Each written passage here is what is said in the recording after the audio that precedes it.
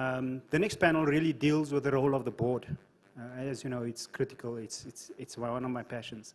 So Sadar Group will be heading up this panel, okay? And I'd like to welcome Beverly and the rest of the team on board.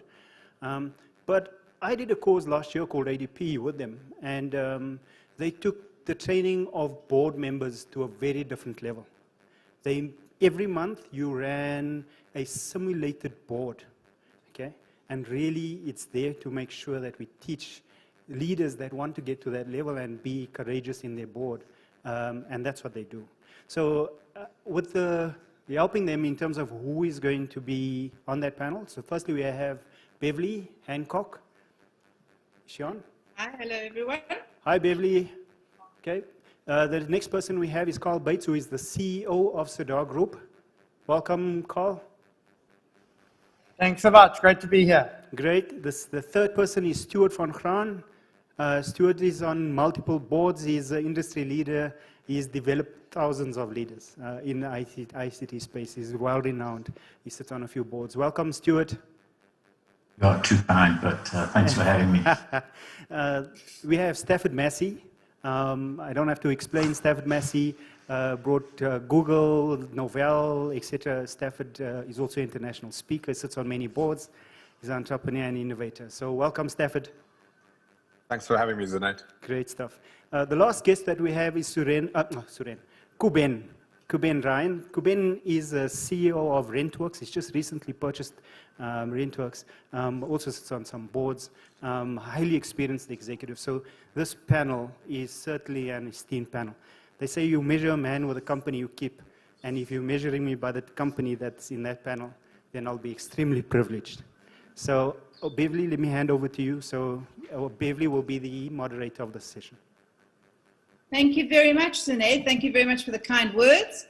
And lovely to have everyone joining us today. It's a real pleasure to be with you. Lockdown or no lockdown, load shedding or no load shedding. It's great that it's all happening. What we'd like to do today is I'm just going to actually pop up my screen just for an introduction and take you how we're going to go through the process. It's not necessarily to do that actually because we've started. And so I think today is about the role of the board in the digital era. And whether you are an entrepreneur who is wondering and questioning, is a board really going to make a difference for me? Or if you are sitting in a large organization where you're asking yourself, well, it's great, I'm on a board, but is this board effective? And what should it be doing? And where should we be in terms of space? What are the new directions we should be moving into? This session is hopefully going to answer those questions for you. So we really want to be here for you. And in terms of questions that we're going to have and you have, please do not hesitate. We are going to have a Q&A at the end of this discussion. So we ask, feel free, as Zaneed has expressed already, we have an exceptional panel today for you. And in a moment, I'm going to ask them just to expand a little bit on who they are and what they've done, their business experience. And then we're going to really crack into the questions. So please do not hesitate to add those questions as they come up, as you add your comments as they come up, and we'll address them at the end. So as Sinead has said, we've got Carl Bates, Stuart van Graan, Stafford Massey, and Kuben Ryan. Lovely to have everyone here. Thank you for joining us. If I can ask there, just for some context, if you can tell us a little bit about yourself, and I'm going to start at the top of my screen. So Carl, if you can give us a little bit of an introduction of you. Thanks, Beverly, and thank you for hosting this panel today. Thank you for the team for hosting the summit. It's a real pleasure to be here.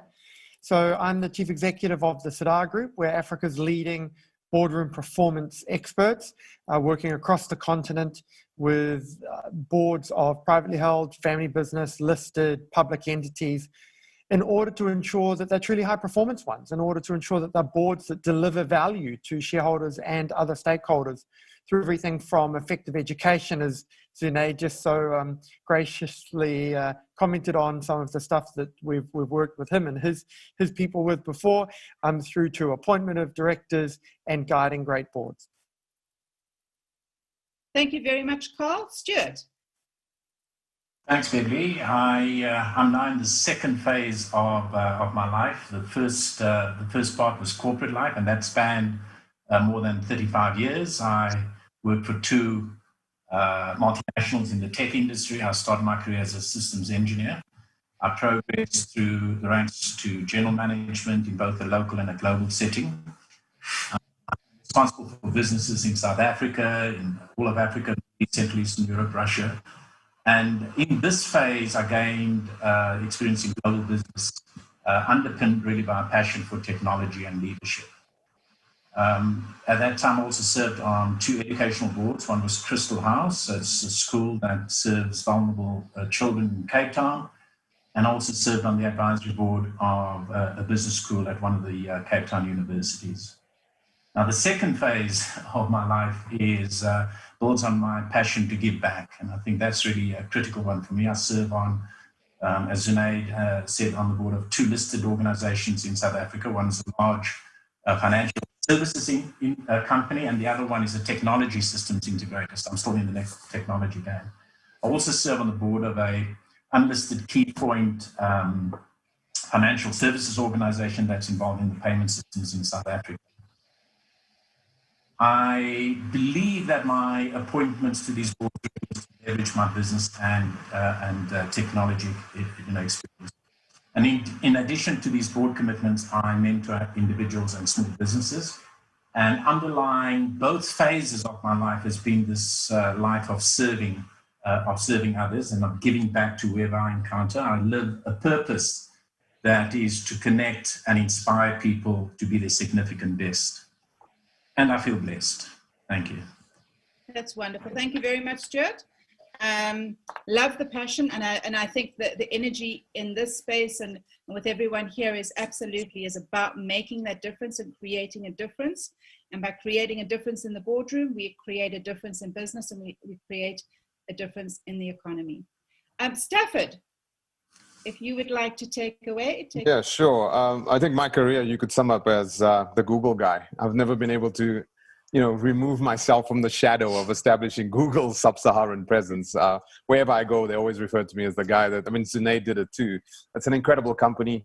When I established it in South Africa, we did all the technological bits when we did it. We launched Google Maps. We did the Street View. All the technologies that people use today on a day-to-day basis. I was privileged to work with a team and establish a team to deliver a lot of that technology from an Africa strategy perspective. I've got a similar background to Stuart.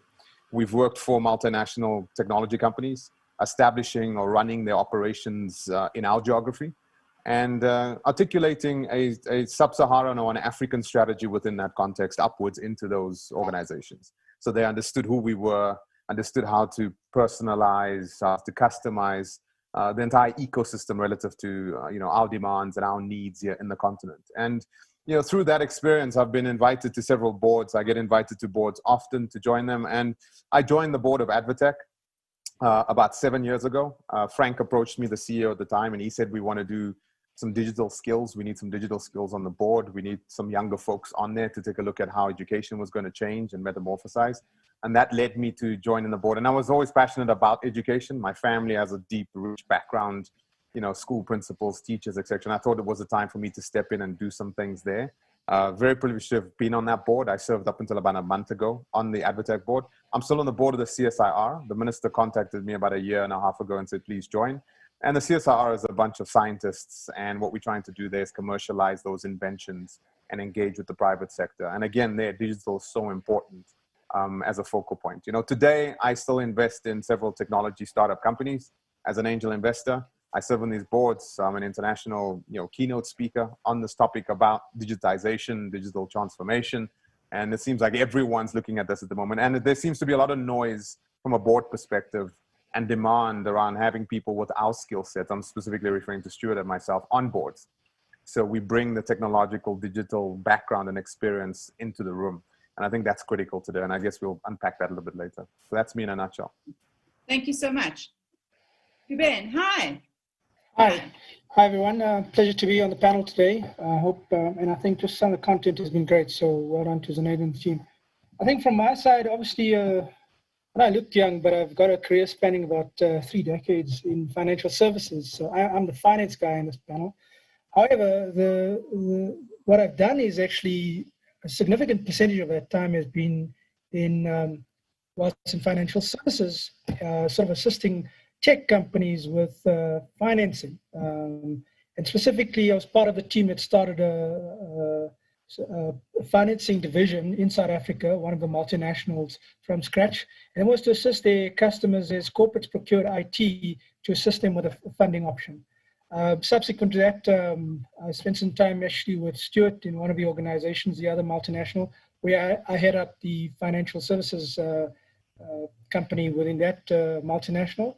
And then currently, obviously, now with Rentworks, we're in a space where we assist corporates fund, and I like to say we help our customers grow, because what we do is we fund assets that they utilize in the production of their income, and so that's what we like to do, and hopefully add value.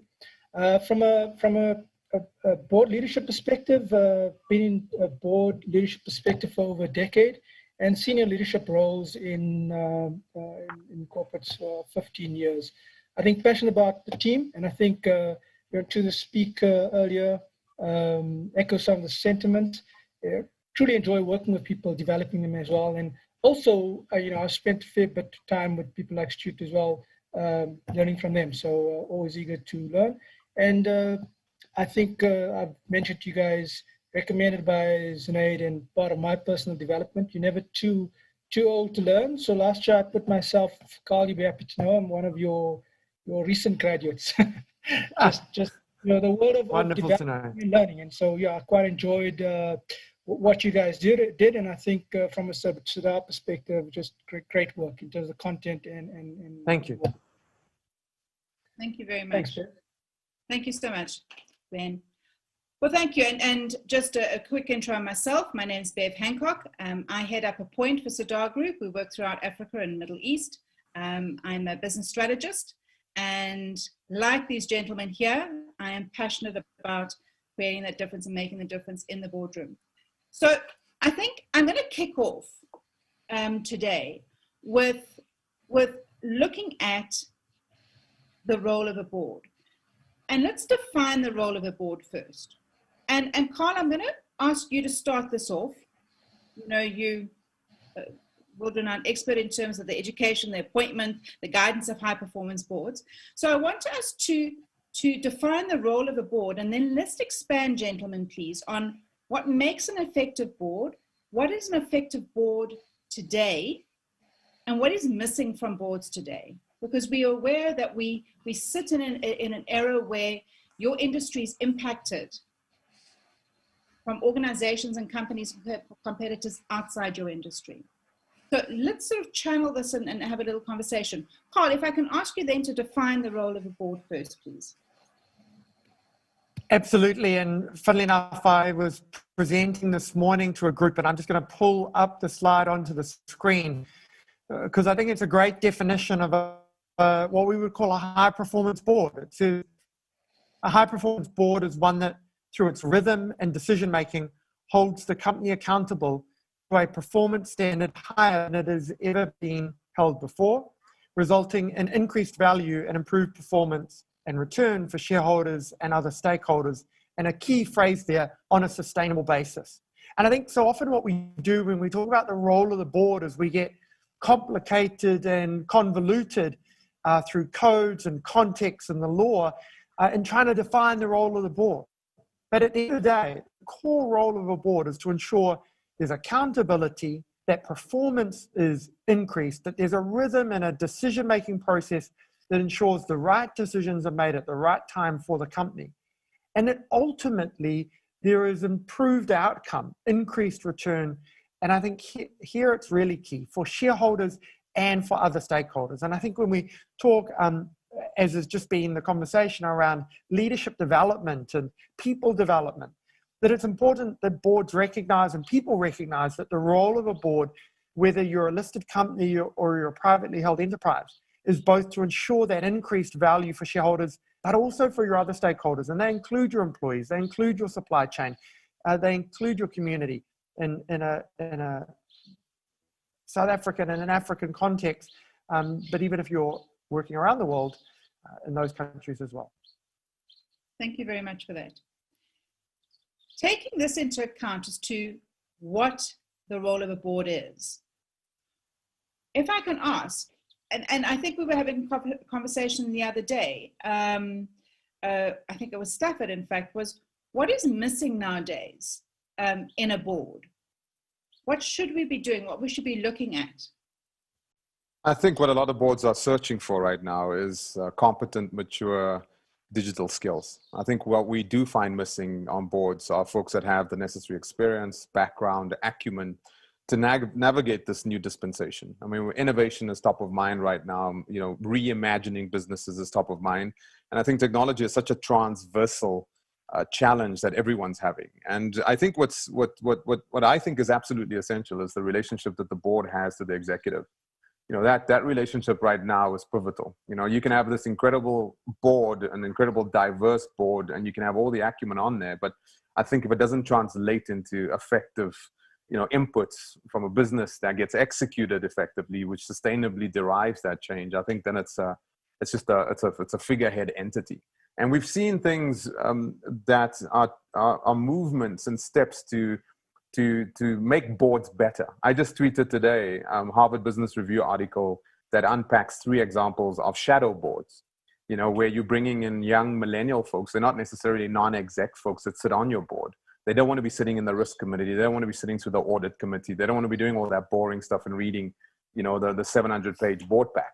But, you know, they understand where the world is today. They are the new workforce out there. And for us to understand how the business needs to metamorphosize, how the business needs to change, how the business needs to adapt, I think we need those human beings in the room. And it doesn't necessarily mean they join the board, but there's this notion of a shadow board, quote unquote. And in there, you've got your millennials. And the shadow board is looking at various elements, key strategic objectives. They're taking a look at what the subcommittees are resulting in, and they're taking a lot of those things and with key executive sponsorship going ahead and executing, providing input. And we've seen some amazing examples in that tweet that I just sent out in that Harvard Business Review article, how, you know, companies like Gucci and some of those folks, how they undergo incredible change in the fashion industry or the food industry or the manufacturing industry. You know, these people do have insight. Now the question is, how do we enable them? And I think the greatest challenge that boards have today, and it does show in the capacity that they have and the competency, that we need a younger voice. We need a more digitally nuanced voice, more native voice in the room to truly articulate strategy that makes sense on the outside. I think that to me is a glaring hole at the moment. And I think that a shadow board is an example of how we can bridge that. It's not the only example.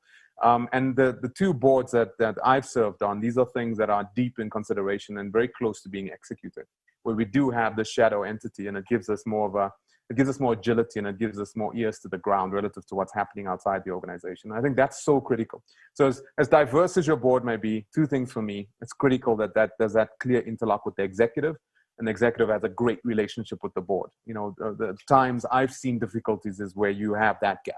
And then the second thing is increasing the diversity, not just in the board organically, but also in this inorganic fashion by supplementing or augmenting it with a notion of a shadow board. I think that takes you a very far away from kind of where you are today. Absolutely.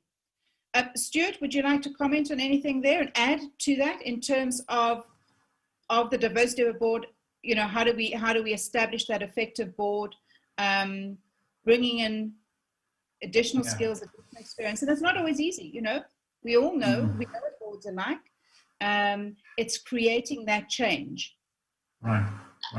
I'll come back to that in a second, but I think Carl is a critical reason why boards exist. You know, what is the role of the board? And I think the way I've always looked at it is, you know, a company's got no life. It just sits there as we call it incorporeal, right? But it's got no material existence. And what the board essentially does, it gives life to it. And so it becomes, if you will, the heart and the soul of that company. The important thing that he said is, you don't have any agency, if you will, to the shareholder. In fact, if anything, you have to look at the needs of all the stakeholders that you know, it's not just shareholder, but it includes the customers, the environment, the planet, the communities we call home. So that becomes the first important thing to understand. And it is that board then, as I said, that lends life to this. Now, when you understand, that position, you take on quite a significant role in ensuring that you operate with due diligence and care, and decisions are made for what I think our previous speaker used the word resilience. The resilience of that organization is actually in your hands. And in that context, management then executes the strategies, or they act as an agent, if you will, of the board. But the board in itself is the one that gives life to companies. So that's an important one. In terms of the effectiveness of the board, I think there are a couple of critical things. I've always believed that boards have three main functions. One is get the strategy right. So make sure that you can account for the resilience, make sure you've got the right people to execute that strategy, and make sure you've got the governance around that. And of course, Stafford said risk, is one of the key ones. But the effectiveness of that board really is how do you get a diverse set of skills together that can act independently and with courage. To me, that's the critical one. And of course, what is coming to the surface now is that boards need to be populated with skills that are, with people that are digitally fit. And my experience of an effective board are ones that, they've got three competencies. They have critical thinkers around the table. They've got people that can do systems thinking. And of course, they have people that have independent thinking, the courage to stand up and be independent. And to me, that's critical. I think the bottom line for me, when I look at board members, is how, do they have that underlying experience and gravitas that is essential for good judgment? And when you look at the CEO and this gap that Stafford spoke about, a CEO it's quite a lonely place, as many of them will tell you. But to have that link to the board, a trusting link, if you will, that can help them, through the hiring and firing of executives or the M&A opportunities that might come up or strategic options, that actually becomes quite a critical thing. And so the reliance on good judgment from board members, I think, is one of the best value adds they can have in guiding the ship through management. I don't know if that helps a little bit with the question that you asked me. Absolutely. And I think, the relationship between the CEO and the board has been tested during this time, and it continues to be stress tested. The COVID-19 crisis has really shown us and shown business, how you sit in the digital space. So if I can ask you, Ben, how do you see the relationship between the CEO and the board? How can that be developed? Well, I think I echo Stuart's sentiments in that being a CEO sometimes can be, in most cases, very lonely, because you're part of the executive team. You're clear around the vision and strategy, and you're sort of trying to spur on the troops to get with the execution. But where do you, as a CEO, sort of get your guidance, get some fresh ideas, be able to just sometimes have the shoulders to cry on, because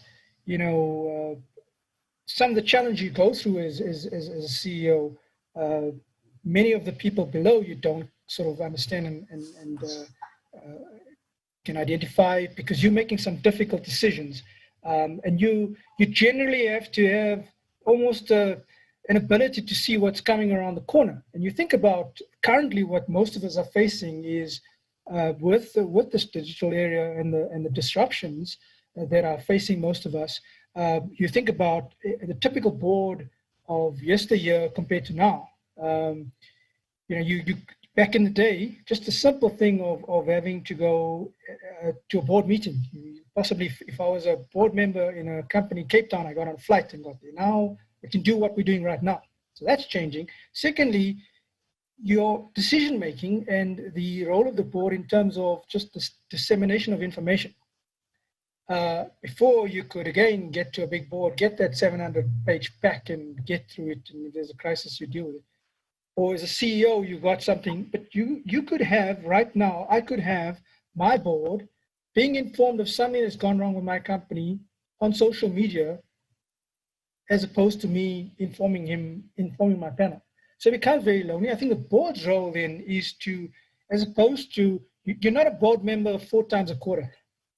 From a CEO perspective, it's an ongoing process, right? So the CEO needs to have this constant connection into the board members, this constant dialogue and constant transparent feed of information so that people are on his page or her page and they're having this dialogue. So he has some comrades or some counsel, because often just as you utilize your resources to drive the organization forward, you need some guidance and you need some counsel. And I think in some instances, especially in smaller businesses, you need to have a board because you need to hold yourself accountable to someone.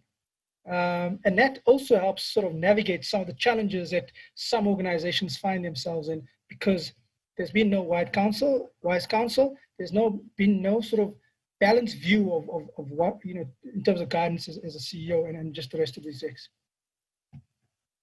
Absolutely. No one tells you how to be a CEO, what's right and what's wrong.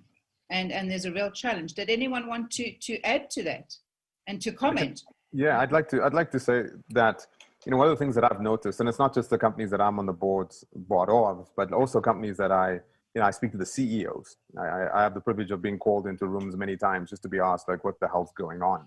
And what's your view on what's going on, especially in this day and age? And what I've seen over the last 3 to 4 months because of COVID and the whole pandemic is that the CEO, is almost not the focal point right now. I almost find that the human resource department right now seems to be the nucleus of the storm in all businesses.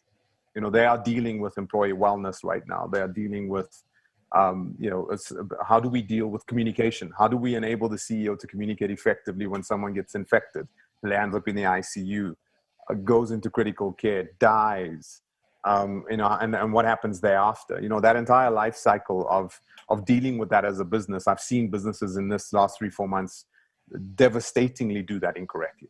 Really highlighting a dysfunction, not just between the board and the CEO, but actually there's this union that needs to happen, almost like a tripartite, very close relationship between the HR function of the business, the CEO that needs to drive the business, and then the board giving that oversight. HR right now feels to me to be the focal point.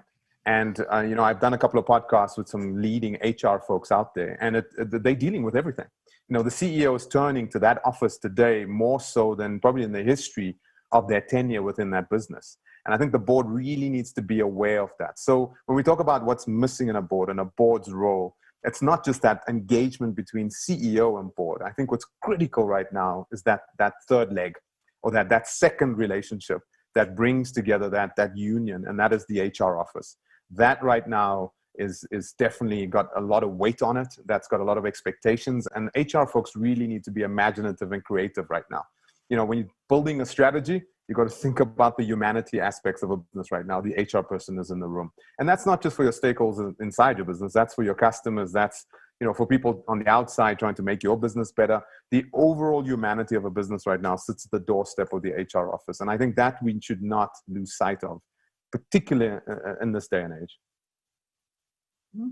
Absolutely. I just want to make one comment there, if I can, Bev, regarding the role of the board and around this idea of a board's responsibility when it comes to organizational culture. I think we've seen through this period that COVID-19 has brought on the world an opportunity for boards to demonstrate that they either truly live the values of the organization, or that the values are something that are actually on the wall and not being referenced. And I think we've seen through our privileged position of being guests in the boardrooms of many businesses across the continent, some chief executives respond really well to what is going on in the world in 2020 and demonstrating living their values through responding to the sort of things that Stafford's referring to by using and referencing their values. And we've seen other chief executives who have blatantly and sometimes absolutely outright stated that they're throwing the values out of the window because right now the only thing that they're worried about is the bottom line of the business. And I think that it's businesses that demonstrate and live their values through this. And I don't mean that fatally, like obviously at some point you have to do things like retrench staff or reduce. And so I'm not trying to be a martyr in the process, but as chief executives who are demonstrating that they're living their values through this journey, I think are going to build sustainability and a connection with their people that is going to last well beyond this crisis coming to a close or coming to a sort of a new sort of landscape that we are all operating from. Absolutely. Absolutely. One of the things that I want to touch on as we go along, and I want just to address the entrepreneur as well, and to answer why a board is important. And I think, Kuben, you had actually mentioned, you had touched on this earlier. But before we do that, there's often this transition phase. And one of those concerns is, why non-executive directors? What is the importance of non-executive directors? What is the value that a non-executive director can bring to my business? And I just want to read through, because in the 2019 SEDAR survey report, which is Africa's non-executive and independent director fees, performance and diversity survey for privately held and family-owned organizations, it was very clear from the results that independent directors add value to boards. Now, I know all of you are going to be nodding, but I want to confirm what came out of that report. And that was that boards with independent non-executive directors outperform those which do not. 82% of respondents who have independent directors reported that they would not remove any of this type of director from the board. And boards without independent directors evaluated themselves poorly compared to boards with at least one independent director. So why do you think, and I'm opening this up, why do you feel there is still hesitation when it comes to opening up to have independent directors on a board? Gentlemen, Carl.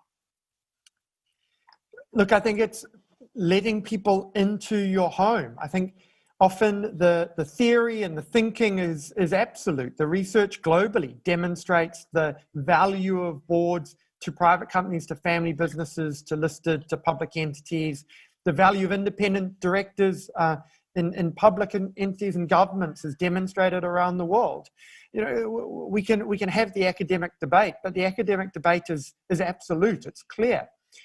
What we can't deal with, and what comes up in each of the conversations that you and I have the opportunity to have with entrepreneurs, family businesses, even listed CEOs around the continent, is an emotional one. It's, yes, but, you know, we're going to be showing them our information. Is it confidential? Is there a contract? What if they steal our ideas? As though none of their employees or none of their service providers have the same access to information or would never do the same thing. It's as though this idea of putting yourself under the authority of a board, and that's fundamentally what it's all about, is different and unique. The irony is that every one of those people has investments, whether directly in other companies or via the stock exchange, in businesses that have a board of directors. And if you ask anyone if they ever heard of the concept of a board of director, singular, they would laugh at you. So there's a sort of irony that I find in having these conversations. But I think the short answer to your question is, I think it ultimately is an emotionally driven one. Yeah, I wonder if I can't link into that, because as I said, I speak to a lot of, I call them small businesses. A lot of them are lifestyle family businesses, so they haven't really gone into that big effort of, hey, do I need an independent?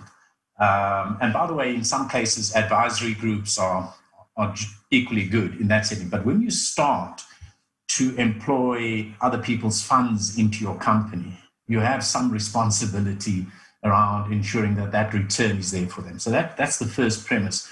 And one of the things that has happened since COVID is that a lot of people have come out and they've sort of been dealing with things that are directly in front of them. You know, I've got people working from home. I have customers that aren't buying from me. I've got cash flow issues. All of these things occupies their mind. And quite frankly, it's at this time that you need that outside-in view to help you see through some of that. And that to me is a critical thing. But when you talk about emotion, Carl, you remind me of what I come across often, and I need to be careful here, but there's a competency that I've experienced in some entrepreneurs that are sort of a gating factor, if you will, to asking for help. Let's just use that term for the moment. And that's humility, or lack of it. And part of it has really got to do with, if you really dig into humility, kindly put, it's the opposite of knowing everything. And a lot of these entrepreneurs come with the view that, hey, I know everything and therefore I don't need the help. And so it's the reverse of that. And how do you suppress the egos, if you will, to be able to ask for help? And I think we're in a time now where it's inconceivable to think that everybody's got the answers to how we're going to build a resilient business going forward. And so this whole idea of partnerships and co-creating what you really want to move forward with is quite essential. And that's where a board really helps for you to bounce things off. But of course, you've got to be open to taking advice. And I think that's the critical thing. And when you consider that people start businesses with a particular competency and mindset, to expand that means you have to let go of that ego. So that's really some of the things I've experienced. A bit harsh, but it's reality in my... understand it entirely. Absolutely. Anyone else want to comment around that space? From my side, I think, when you work with, for us, we're in the financing sort of space. So often, customers are approaching us for facilities. And it's amazing just, so you need a couple million rand because you're going to go and you want to invest in some type of technology, or you need to buy a sort of a articulated dump truck and whatever. And one of the things from a credit perspective is getting info. And it's amazing sometimes where you find businesses have been going for a while, and because the entrepreneur has been focusing on just, in his mind, making money, he hasn't sort of cared about the governance. And simple thing like getting financials. Those are things that a board sort of ensures, because you've got an annual event over and above the normal board meetings that where this has to sort of be tabled. And then you so the formality of it is because the guy has been focused, and in some instances doesn't even have a board. So doesn't see the reason for, let alone independent or non-execs or even exec. I don't have a board, I'm making money. And so but what they don't realize is the shortcoming of when they come into, either they're bankers or they're coming into crowds like us looking for funding. This is where some of the benefits of having a board comes to the fore, because they'll be guided to ensure some of the governance. And I think with some of the data, it also helps as you reflect on the data in the business to help understand where you've come from, so you can determine exactly where you're going. And that's an important aspect. And often you find we've come across instances where people are saying to us, well, I haven't produced a set of financials in the last 2 years. We're saying, how have you dealt with your taxes? So there's other elements of it that people underestimate, and none of us ever want to be in trouble with SARS. So these are some of the aspects that people need to understand, in terms of why have a board. I'd encourage people who probably are listening to this to understand that's an important part of the lifeblood of a sustainable business. If you're sounding tongue-in-cheek and controversial, if you're a tenderpreneur and you're just out there to make your little comment go off, happy days, do what you need to. But if you're in for a long-term sustainable business, then that you want to build value, not only for your staff and your shareholders, yourself, if you're the family business owner, as well as the community, then these are some of the formalities you are required to consider to ensure success in a sustainable business. It's imperative. I'll just add quickly on to what Koben's saying there. I think as an entrepreneur, I've built quite a few large startups that went international, global. And it's absolutely what Stuart said there. It's that, when do you migrate from having a group of advisors through to having this formal board? Because as entrepreneurs, you are an alpha. You're in the room, you're making all the calls, you're making all the decisions. And now suddenly you've got these people that don't understand technology like you do, or they don't understand the machinations of what you've done. And they're constantly hanging over you, asking you what. And I think that there is a misconception generally amongst emerging entrepreneurs, etc., that boards weigh on your business. Boards provide requirements that are not only costly, but they create inertia on your business. So you're not as agile as you need to do to shift and move and change. And I think what we need to do is re-articulate that back out and show examples of boards that do truly add value, that the net result of having that capacity, that competency as an oversight entity on your business actually gives you a greater net asset value after the fact. You know, if you can say, hey, Stuart's on my board, Kuben's on my board, Carl's on my board, Bev's on my board, you know, that combination of faces for future business, when you're trying to expand internationally, people are going to look at you and say, hey, Stafford, it's good. You're this, you know, this flashy tech guy.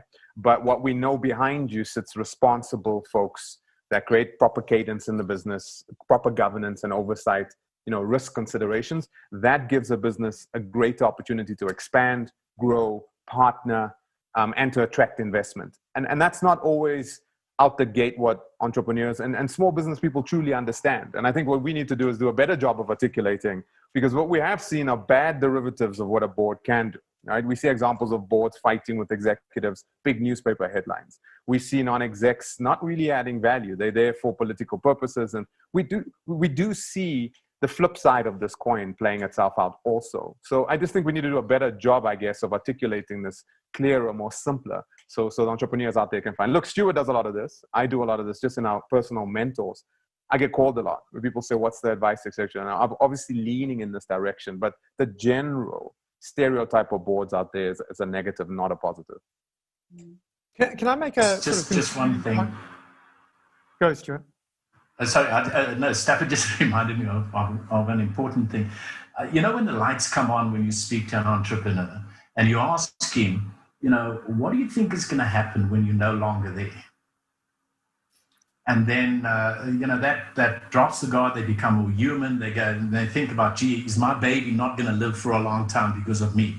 And so that's really a critical question that I encourage many entrepreneurs to think about. And what is going to happen if you are not in the business? So I just wanted to share that. Look, I want to take a lead from both of those comments, Bev, and maybe for Zunaid, if we can give a gift to everyone of an ebook on this topic. But I actually think fundamentally the term entrepreneur is overused. And I think too many people call themselves entrepreneurs who aren't entrepreneurs, and people call themselves businesses that aren't businesses. And we create the distinction in a book called The Laws of Extreme Business Success. And I'm happy to share, there's a short ebook version of it, complimentary for everyone who's attending the summit.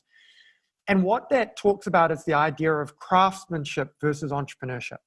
And I think people have to really decide what game is it they're playing. If you're playing the game of craftsmanship or craftswomanship, it's all about you, your skill, your ability. And ultimately, it's about banking enough money so that the day that you retire, you've got enough money to retire on. And you can be a craftsman or craftswoman working for someone, or you can be a craftsman or a craftswoman working for yourself. Shifting to the game of entrepreneurship is actually when you shift to creating this thing called a company. And a company, by definition, is governed by a board of directors. And a company, by definition, is separate and distinct from you. And I think many of us, just because of the proliferation of the use of company structures for tax management and all sorts of things, have built up this idea of entrepreneurship as being something that it's not. And so I'll time to go further down that line of thinking now. I just wanted to put it on the table because I really do believe too many people think that in business or are entrepreneurs are building something that is ultimately just a craft. And I'm not saying that's a bad thing. I'm not saying you can't make money doing that, but I am saying it's a fundamentally different game. Absolutely. And I think leading from this is to consider the fact that as a board, you know, often we say, Doris, you know, the specialist in that industry or such is sitting at the table already. So you're not necessarily looking for that. What you're looking for is all the other skills and expertise and such that's going to add value. So whether that's a strong financial aspect to bring, whether it's strategy, whether it's organizational culture, these are the aspects that you can't be a master in everything. And it's about bringing that to the table and bringing it effectively to the table, because you can surround yourself by yes people, and that's not going to take the business forward. It's about bringing the right natural energy and the right people into the room. Any comments and thoughts around that? Yeah, I'll just add one. I mean, if you take a look at the evolution of a business, you started off as an entrepreneur, you build it up. And Stuart mentioned it too, and I'll just add on to that. What happens is you raise capital, and the entity that raised capital generally is that hockey stick. It's that pivotal point where you start maturing instantaneously as a business. Why? Because you've got someone else's money in your business. You're not bootstrapping, you're not the angel investor. And with that is sometimes where delinquency does occur at that very moment, because it depends on the venture capital firm coming in. It depends on the group of investors that you're bringing in and how because what usually happens is they will articulate what the board's going to look like. And I think what you're looking at the money, you're looking at the potential, what the money can do for your business. But what you don't realize is that this VC or this entity coming into your business, raising this capital, could start coagulating, disparate species of human beings that are not necessarily, in the best interest of your business. And that's the point right there, where you really, when you're looking for capital, don't just look at the capital, look at the ecosystem that comes with the capital. Is this an investor that's going to bring his brother along and then his buddy from another place, and then he's going to throw them in the business, and he's going to tell you, no, they need to be in the business because they provide me with and that's not necessarily the type of personality that you need in your business. That's not the type of personality that will really gel well with what. So I think that's the pivotal point for a business maker, a business owner, an entrepreneur, whatever we want to call them. There's that moment in time where you realize, wait a minute, I've either have to bring in additional capital to scale, or I need to bed down now and do more for my business to hyperscale. And at both those pivotal points, you need to really be introspective around what type of human being you're bringing into the business versus what type of capital you're bringing into the business. I think that creates more sustainability than just the dollars that you're looking at. And I must be honest, I've made mistakes. I've made mistakes sitting with billionaires across the table, taking their money and never seeing them again. And suddenly I'm sitting with a finance guy from another country and some other guy that I don't really know. And they're the billionaire's buddies, and that's my board. And now I'm subject to that. And then suddenly this whole thing becomes very difficult, and then there's tension, etc. Whereas it could evolve into something that's very, very meaningful. And I think more entrepreneurs and business people that start businesses need to understand that's so important for your business at that very moment in time. And to be honest, if you take a look at business history, the greatest products don't win. It's the greatest teams that win. Always. It's never the greatest products. From a technological perspective, I've seen this over and over. Stuart knows this. I've worked for companies where we thought our technology was the best, but we always lost out to others that had the best, team on the field and an incredible bench. That always wins. And that's so pivotal. Thank you for that. Absolutely. And I actually want to ask a question here. When we look at mature boards, those established boards, bigger companies, small, listed corporate, there's often a challenge within a mature board because it's not always a high-performing board. What would you say to this? What would be your hints, your tips, your drivers to change this? Maybe I'll come in. I think, first of all, board needs to, the chairman needs to set the right tone, and there needs to be a proper board culture. Often what happens is, in this whole sort of lots of literature floating around this notion of collegiality, and it also sort of, by the way, in the family-run business with no board, because when you're seeking counsel from your reports, they're going to say, sure, whatever. They're never going to sort of have a different opinion. And then when your difference is then another word called professional skepticism. Because in a board, what needs to happen is, we've seen many headlines where some of us have been looking at some of the headlines and saying, but I look at the makeup of the board, and there's a whole bunch of suitably qualified people that have been around forever. How could this have happened?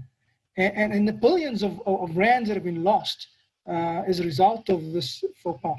The challenge is that we need to ensure, as board and as leaders in the board, that the culture allows us to be able to have a difference. And I think Stuart touched on earlier, independent thinking, not just going with the flow. You have to be able to sort of look at subject matter, understand the strategy and direction, and be able to often, I think also another big thing is the board, especially now in this digital era, allowing themselves a space to disrupt themselves or the company.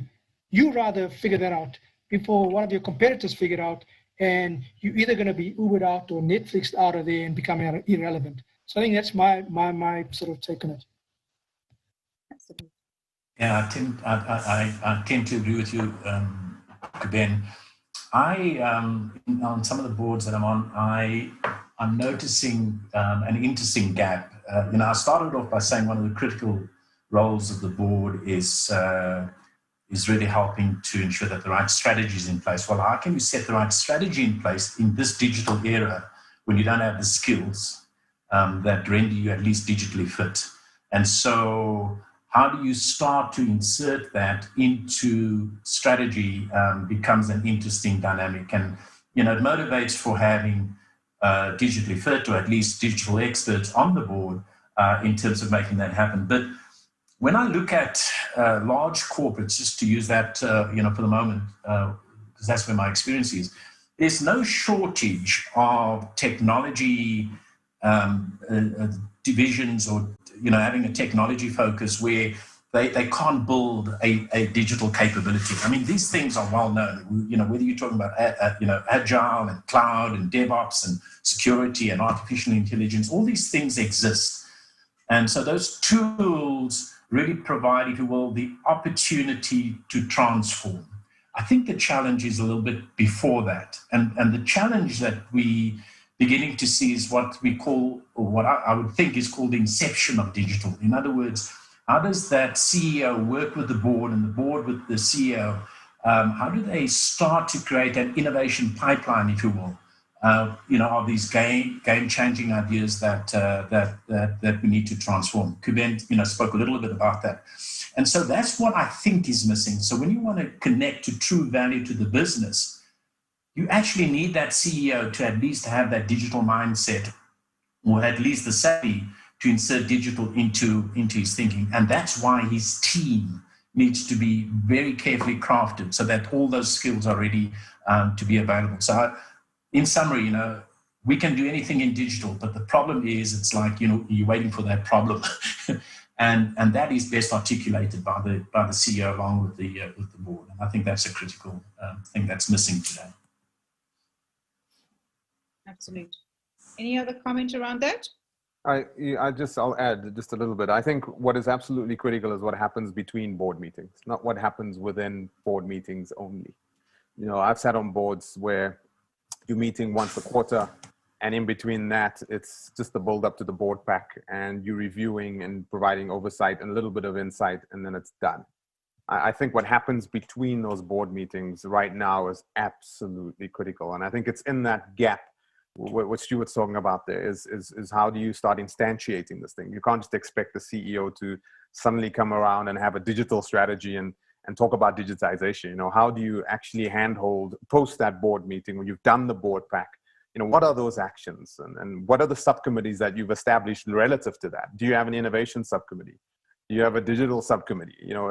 Does the board not want that? Or are you doing something deeper in the business where you're giving the CEO a mandate to come back. You're building it into his KPIs and saying, okay, this is the meat and potatoes running the business KPIs. And then we need to see a little bit of this in the business and really putting that weight. And sometimes, CEOs out there are not fit for purpose. And what you're trying to do is put, round things into square holes, and you're just not getting. And I think those are honest discussions that a board needs to have very, very rapidly. Is what's the performance management relative to this new dispensation and this new nuance that we need to enable and personify in our business, and do we have the right human beings to do that? Those are critical questions that a board needs to deliberate carefully, consistently, throughout the time, and not just during those full day or 2-day board meetings that we fly down to go and do. It's again, I'll come back to it. It's what happens between the board meetings. And we talk about digital, and I'll tell you something as a digital person, as a digital native, as someone that's built digital businesses, etc. I find that, being on the board, I speak less of technology and I actually speak more about humanity. And I think what's absolutely critical in terms of us being so digital baniak at the moment, right? We just talk digital. I think what we need to be careful is that we don't lose the humanities in the room, and we do really bring an equilibrium out of this, because digital, is a superpower. I always say, AI is a superpower, but its kryptonite is inequality. And what we need to make sure is that when we employ these tools, these superpowers in the businesses, that we don't enforce fitness functions that boards are accelerating on a global basis right now, where we are enabling CEOs to do more with less humanity. We're just looking at the operating margin, and we're taking a look at the efficiency and the productivity, and we're taking a look at the incredible gains that we're getting, but we forget the humanity at the bottom. This is not about doing more with less. I think the culture should be about doing more of what was previously unimagined with the ecosystem that we have. It's because this human-machine symbiosis results in something beautiful. But what I see happening on boards is that we are so focused on having an engineer, a computer scientist there. We need to be careful, because these folks are fascinating. These folks are mystical. These folks can do things that wow shareholders through to individuals in the business. But we need to be careful and think about the fitness functions that we're embedding in our businesses with these technological tools, and really think about the humanities aspect of what the outcomes could be.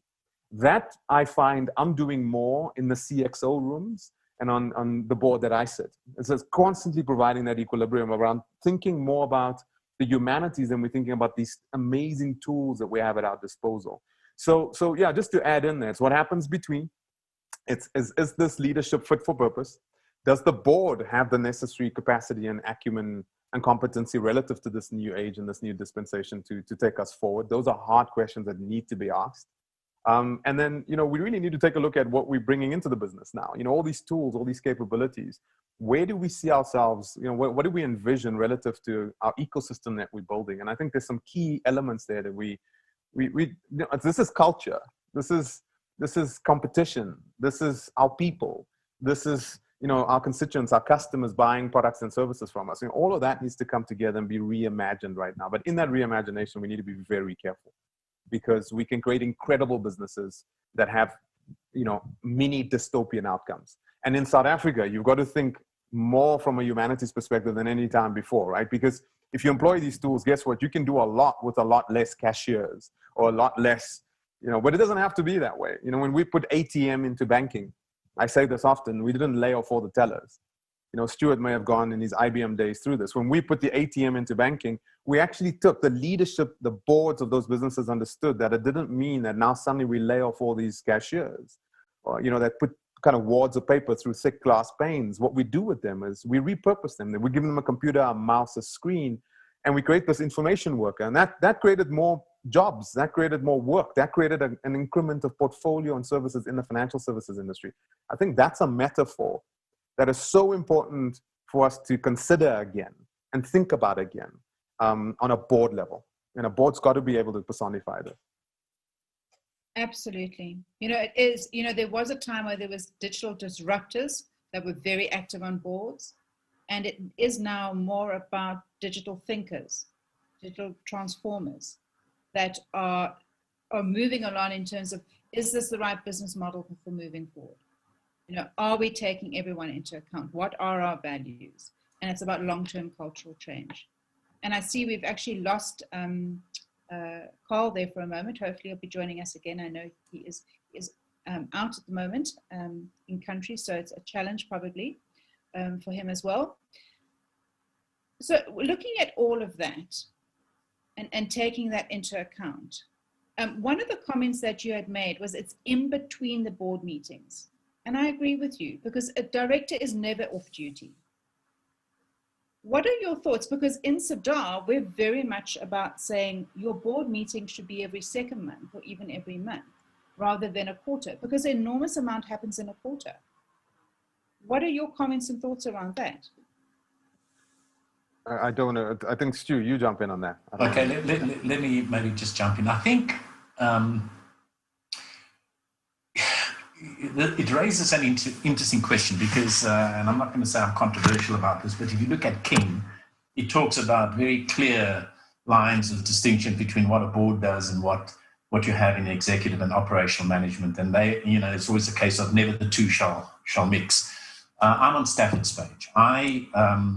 At one of the companies, I started off by saying, I'm in the phase of giving back, and I cannot sit by and watch a C-level person I wouldn't necessarily say struggle, but certainly operate without me offering wisdom and experience to him. And it's just a natural thing that I do.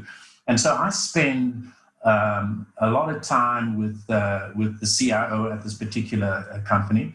Because, as I say, there's a natural business affinity that allows me to mentor him and be a sounding board, if you will. But I'm actually doing something quite intentional in the background. What I am doing is I'm elevating the CIO, because today there's still that's still not a standard, if you will, despite the fact that, you know, we want to digitally transform. And so I use that to elevate. And part of it is then I become the advocate for that CIO in the board meetings. And so the board is a lot more informed about what's happening on the ground. At the same time, we shaping, how this thing pans out. But that to me is an important thing. So I think if we took the King guidance too literally, we might artificially divorce ourselves from something that I think is quite important. Stafford makes a very good point. And so that's what I do naturally. Whether that permeates, look, we know already that audit people, for example, spend a lot more time looking at the numbers and that type of thing. And so there's a lot more happening beyond the boardroom. But I think the critical ones are the ones that we want to change. And for that, take the responsibility around digital quite seriously.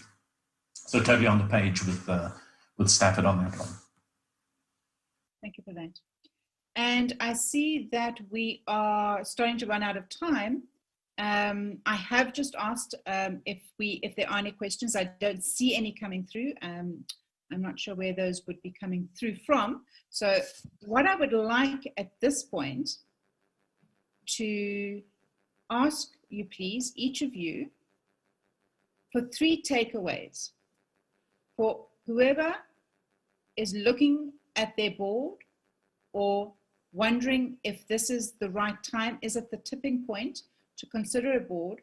What 3 takeaways would you give them to conclude the conversation today? If I can start with you, Cuban, then you're actually at the top. Okay. Yeah, I think, first of all, much of what's been sort of talked about earlier is this notion of, first of all, setting up a board if you don't have one. And first of all, you're going to have, so think about it, you had sort of people like Stuart and Stafford and Carl, etc., on a board. These are execs that have been around, probably have got success stories, and with some of the success stories, some scars as well. And that's just normal, right? And so what they bring to the table is the ability to help navigate. And in some way, just like we as parents do, we're trying to sort of ensure we protect our kids from sort of, don't touch the hot stove kind of thing. And so that's some of the foresight that they can sort of add to the table that, you as an entrepreneur might not, because it's human nature, you don't know everything. I think from a point of view of now with this whole digital transformation, for me, who sort of aligned myself to many other execs similar to who's in this panel, I sat with some consultant recently around our business, and my mind was open to just a new world order in terms of some of the processes and some of the stuff that we can do in terms of tech. But I needed to also then be guided by my board, because sometimes when you get excited and it looks like something sharp and shiny, you just want to dive into it. So that's where you get guidance in terms of, so what are the risks? How is this actually going to benefit? So those are some of the things that you have a more holistic approach to decision making that would lend itself to a more sustainable business. And that's what a board brings to, because often as a CEO or when you're in the trench, you just want to react or act or get things done. You executing. What the board does is, over and above the fact that they definitely will be, and I echo the sentiment, being involved between boards, they will also bring a sense of calm and bring a sense of direction and provide you with much more insight in terms of the way forward than you would ordinarily have done if you just did it on your own. That's kind of my sort of bit there. Absolutely. Thank you, Ben. Good. As I was thinking about this, I'm sure we're going to overlap a lot on what advice we would give.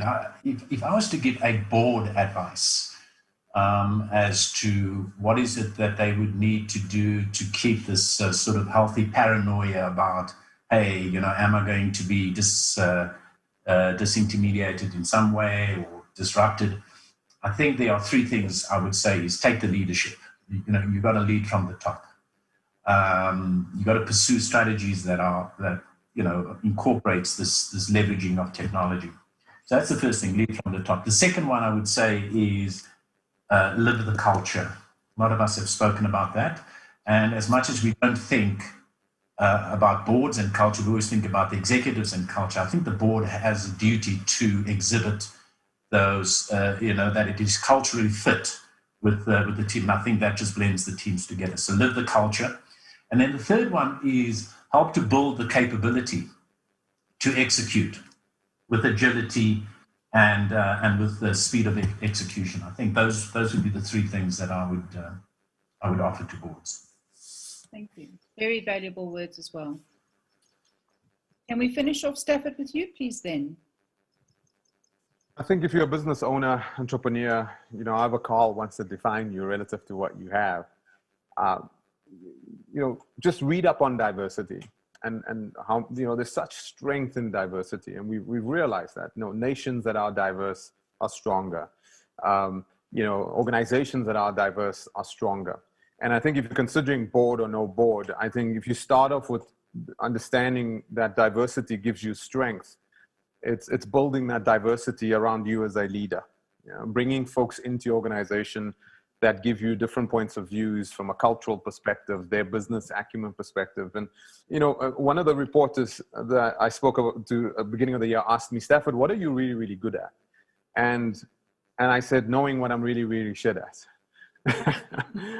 That's what I'm really good at. And I think what, you know, the little success that I've had in my career wasn't because I was good and I was a great leader. It was actually realizing where my flaws were and bringing people in that could augment, extend, and fulfill on that. Not having people that would always be similar to me, but people that were at times polar opposite to me.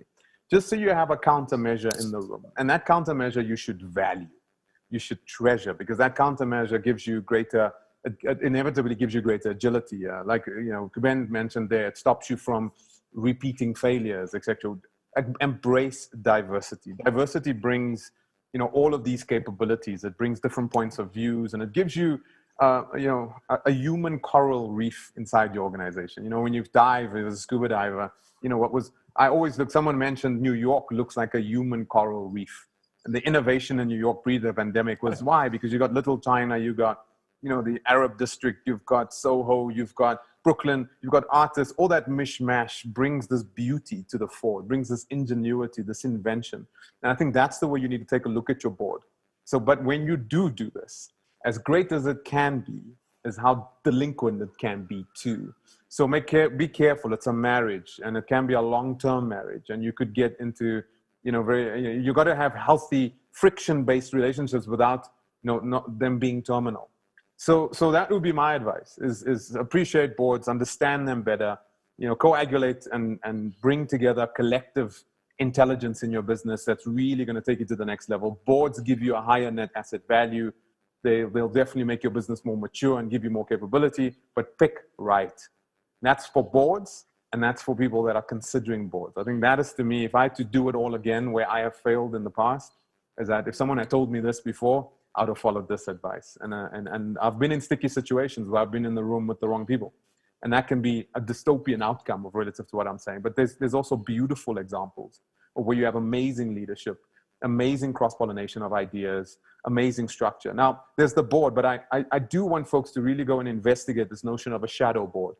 And the reason I say it is, you know, from a technological perspective, the millennials are the people that really have their fingers on the pulse relative to where your customers are and the change that's happening outside your organization. To translate that into something that you understand, opportunities, processes, optimizations, create this notion of a shadow board. There are best practices for it, consider it. Stuart, I know in one of the businesses that he's involved in, he tried to, and I don't know where that is today, but he tried to get the chief information officer in that business to kind of create this shadow capability, kind of a global advisory capability outside of that. I think those are notions that are incredibly important right now. And I think boards need to prompt that. I think CEOs that are thinking about this need to also bring this to the fore. So just augmenting this notion of a traditional board with this shadow board, I think again increases your diversity, increases your points of views, inevitably gives you better competitiveness and a better business. Thanks, Bev. Wise words. Thank you for that as well.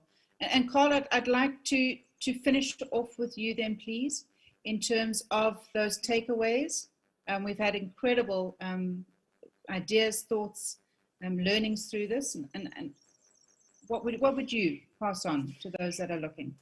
So I love this idea of a shadow board, but as a millennial myself and having served on boards for 15 odd years at large public, private businesses, there are also great millennials that you can bring straight into the main room. And so maybe look out for those as well. But I just had to take a small dig there. So the three key things I would take away, and I think are really important. First of all is in the process of looking at your board or creating a board, make sure you choose a methodology. I think so many of us create a board. We go out and we hear talks like today. We think about this idea of a board and we go and we appoint directors as though we learned what it meant to be a director through some form of divine intervention. We need to go and find best practice and get a methodology and follow that methodology either in the creation or in the review of our board process.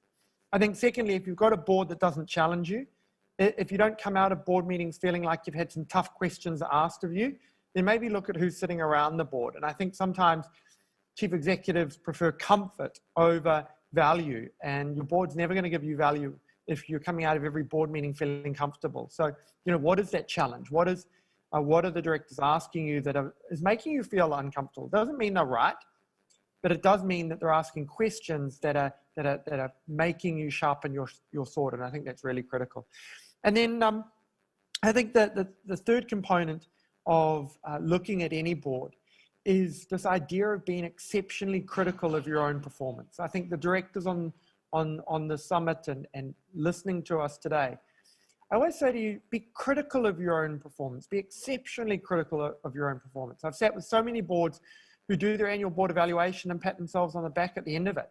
If you're not walking out of a board evaluation looking at yourself going, I've got 3 or 4 or 5 or 6 key things I need to do better to improve my role here as a director, then you didn't do a board evaluation. And I consider myself to be a reasonably good director. But if I don't walk out of a board evaluation looking at myself in the mirror and going, Carl, you need to up your game, then I don't consider it a board evaluation. And so I think all of us, whether it be for new boards or old boards or mature boards, as you asked earlier about Bev, really challenge yourself about, are you being exceptionally critical of your own performance as a board and as an individual? Thank you very much. Thank you very much, gentlemen. Keben, Stuart, Stafford, Carl, great advice. I know we've had a lot of questions. I also know that Zunet's going to be tapping my wrist saying that we are so running out of time. What I do say to everyone, I know that there are questions out there. Please, you're welcome to contact me. I will certainly assist and pass on. My email address is Beverly Hancock, BEVERLEY Hancock @Sadar.group. So sadargroup.com. So please do stay in touch with us. I hope you've really enjoyed today. I hope you've achieved value from today, and we look forward to really being able to share further with you in the future. Take care, everyone. And thank you very much, gentlemen. Bev. Lovely Hold on. chatting with you. 1 second. Thank you so much, everyone. Bev, guys. So firstly, we'd like to thank you for an absolute amazing session. Bev, I'm going to hold you to something even better. We're going to have a follow-up webinar with the same guests in about 2 to 3 weeks. We've had so much rave reviews about this. People would love to hear more from you guys. So I know that this is the best time to get commitment. When you're on the screen, it's the best time, because I know Stuart won't say no. Stafford won't say no. So I'm getting commitment right here, because David said I must get that commitment. So I'm going to end off with one thing that I heard you all say, or 3 things. The first thing is, be critical on your own performance. And I'm going to challenge, whether you're a leader or in the board, be critical of your own performance. Even if you're in an exec committee or in a management committee, be critical. Let your voice count. The independent director, let your voice count. In those meetings, let your voice count. Let your competence and confidence shine. That's very important. The last one for me is, don't, and Satya from Microsoft said this as a quote, don't be a know-it-all, be a learn-it-all. So guys, we thank you so much for teaching us so much today. It was absolutely amazing. Thank you. Thank you. Cheers.